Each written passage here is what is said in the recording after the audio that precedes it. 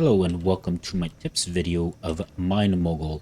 I recently finished the entire game and I completed all the achievements. Um, so I wanted to kind of go through a bunch of stuff and kind of give people a little bit of a heads up if they wanted it, and be able to fix some mistakes and things that I've done along the way, and a bunch of the stuff I learned over time that I figured out. So we'll start off over here. Number one. Um, So the ore clusters that were added to the Age of Steel update, it's always recommended to crush down all the ores into the crushed ores itself, um, because the big ores will only count as one in the furnaces. Um, so you want to be able to crush them down, and then ideally you will get 3 ores out of the one large cluster, and then you can get up to 6 small crushed ores. And then if you're unlucky though, you only get 2, because these are can either go from 1 cluster to 3 ore, or 2 ore, or a 1 ore and a 1 crushed ore. And then if you're unlucky on the normal ore, you only get 2 crushed ore. So, but it still averages out to 4 in general, 4 total. So that's number one. So always crush. Crush, crush, crush, crush, crush. From the big crusher into the small crusher. The big one will only bring them down from the large clusters to the regular ore.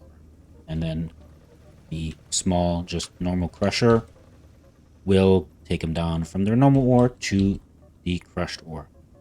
Then next, number 2. I would recommend always using the vertical bulk sorters for sorting the clusters. The clusters often get stuck in these. I've tried using them a bunch of different ways, and I've always had issues with them, no matter what I've tried. They won't get stuck, like, I don't know, 95, 96% of the time, but then that 1%, and then they just start overflowing and creating a ton of mess. I've had a much better chance at sorting them with the vertical sorters. You do have to be careful with them though, but and they do take a lot more space, but in the long run I do think it's worth it. I would recommend having the large ore go through right through the middle, because sometimes it gets a little weird once it tries to divert them to the sides.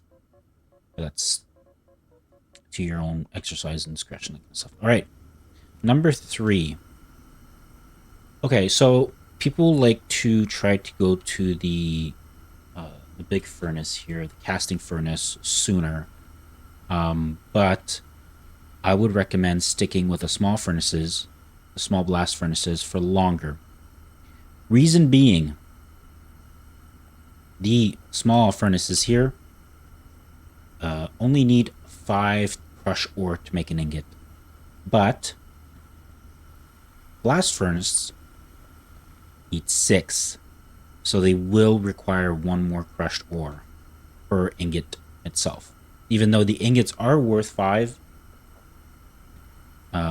it will require 6. And that doesn't matter if it's just the single ore or the double ore. So it will be, for a single ore for the triples, it will be 18. And then if you have double casts in all of them, up to 36 crushed ore. So it's only recommended to use these for the steel that you need them at the beginning. And then once you've had enough miners and everything hooked up, then you can probably switch over, because then it's just more efficient and chucking everything in, and pops out a lot more at the same time, and it doesn't overflow nearly as easily as the small blast furnace. All right, number 4, shaker tables. So I recommend to always at least either have 2, or what you can have is you have a table and then you make it feed back into it, because if you put, even if you have only the crushed coal, honestly, sometimes there's still a couple pieces that end up getting through for some reason. I don't know why. It was said in a patch ago or so that it was fixed or something, but I don't think it was completely fixed. So I always tend to have a diversion, and I revert and I sort them coming out of it to send the small crushed ore, coal ore, back on top and go through again just in case. And it saved my ass a few times, especially if you have like a polishing machine right after for the gems or whatever. It can be a pain and stuff like that. All right, number 5. All right, these belts. So you got the roller belts and you have the normal belts.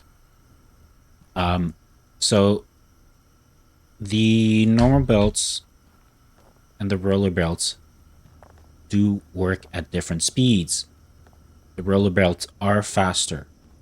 So if you want to use them, I recommend them. They don't have as much coverage on the side, so you got to be more careful about how much ore you divert onto them, how much is active at one time. But it is faster if you're looking for efficiency and that kind of stuff. Also, one more thing to note with these, you can easily see with these belts which direction the belts are going, but with the rollers, it's almost impossible. You really can't. Oh, you can barely tell if you look really closely at it, but you got to be really careful of the directions of the belt when you place them down, because you might accidentally place one in the wrong orientation and it'll make a clog, and then you'll wonder 30 minutes down the line, why do you have 6,000 orbs, on the map, but you barely have anything, and it's making your game completely unplayable. So you got to be careful with that. Number 7. Where did I put number 7? Oh, yeah, number 7 is up there.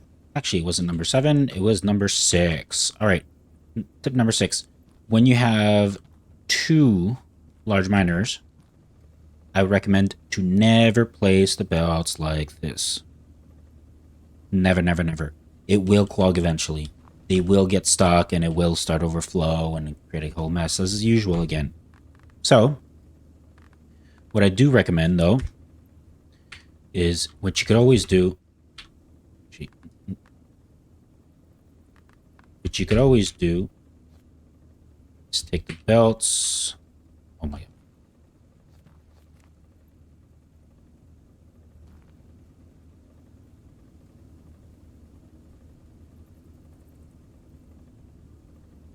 You'd always place them like this. Always at least have one of the normal belts directly feeding away from it. And then it should properly kind of make itself into a proper line and merge itself properly into the belt. Or else you will eventually get a clog. The way it's made and all that kind of stuff. So that's tip number 6. Tip number 7.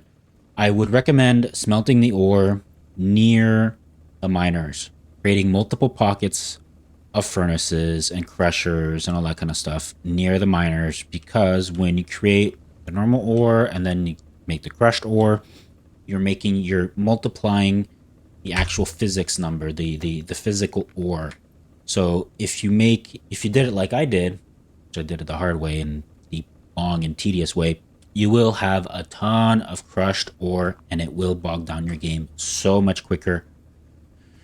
Because if you make the ingots and stuff like that closer, then that means you'll have 5 times less ore or items to actually render into the game. And it does make a big difference because, around 4 to 5,000 when it really starts to bog down. So it can make a large difference in just being efficient and all that kind of stuff. So that's tip number 7. Tip number 8, I gotta go back down. See you there. Tip number 8. As per update, once again, 0.2.0.25, you can now use the regular ingots to make steel ingots. For making steel, the regular iron ore ingots, the iron ingots, will count as 5. So it will be easier to deal with them, deal with the amount of iron you need and moving the amount of iron and the amount of physics and the physical objects you have to render and all that kind of stuff in the game. It will make it a big difference, honestly. I wished I was there while I was making my steel, but it wasn't, so I had to deal with the other way. But even then, use the ingots to make steel. Number 9. Chutes and hoppers. It's basically a use at your own risk. I initially used these for a lot of my stuff, without actually properly testing them and trying them out, and that was a mistake. In the recent update, they did fix apparently a bunch of problems they had with like the physics and things just randomly falling through where they weren't supposed to, or like bouncing out and whatnot. I would still use it on discretion, and I also had issues with the hopper clogging for some reason randomly, which was said to be fixed, but use at your own discretion, and please just test it out individually before integrating into your system and making it all part of it. And then if it fails or whatnot, it absolutely shutting everything down. So tip number 9, use the chutes and hoppers at your own risk. All right, tip number 10, when using the vertical bolt sorters, I would stick the ores that you want to sort out, like the coal, like the copper, like the iron, on the sides, and the gold. Put them on the side baskets. Make them come out of the sides. You want the middle to be the gems and the geodes, because later on you will need them for quests. And if those end up going into here, the geodes especially, they will be crushed and you will lose them. They will be deleted. You will not get them back. Crushed geodes get crushed through here, through the large crusher, but not the small one. The small one will delete them. So have the middle one free so that they can just fall and you won't have to sort for like geodes or nothing like that. It'll be a lot simpler to use instead of trying to put a geode on the side. And then sometimes there was a glitch where it would get sorted through, but then the geode would break. So then when it gets sorted, it would end up in the wrong side and whatnot. So stick it through the middle and you won't have an issue on the unfiltered sorter. And then a little tip at the end, I would use these ore analyzers for your furnaces, especially making steel. I would put them on the coal lines so you can able to see how much crushed coal is going into your furnaces, and then you can either reduce it before it gets to the furnace in terms of diverting it if you want to send it to a shaker table to make a bit more money out of them if you're way over in terms of the coal, and then you can kind of adjust it from there using the splitter belts and that kind of stuff, splitting in, from 50% to 25 to 12.5 to that kind of stuff, depending how far you split down the belts. That's what I'd recommend. I would use these on your steel furnaces for the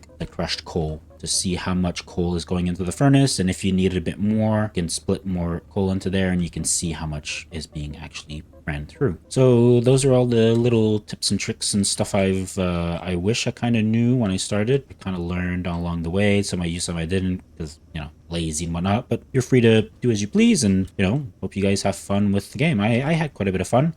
Last quest, so we're quite grindy. I do believe they got nerfed and stuff. Also, one more last little thing. The gold threaded rods and the gold pipes, only use them for the quests. Do not make more. They're like, I don't know, half the price of the other gold plates and gold rods for some reason. So just sell the plates and the rods, and I think even gears, they're worth a lot more than the threaded rods and the pipes. They lose a bunch of value. So little free tip for you guys there. All right, so that was it for the video. I will, you can guys look forward to having a highlights of my playthrough of this. And then in the next few days, I'm going to try to put that out and see you guys around. Bye-bye.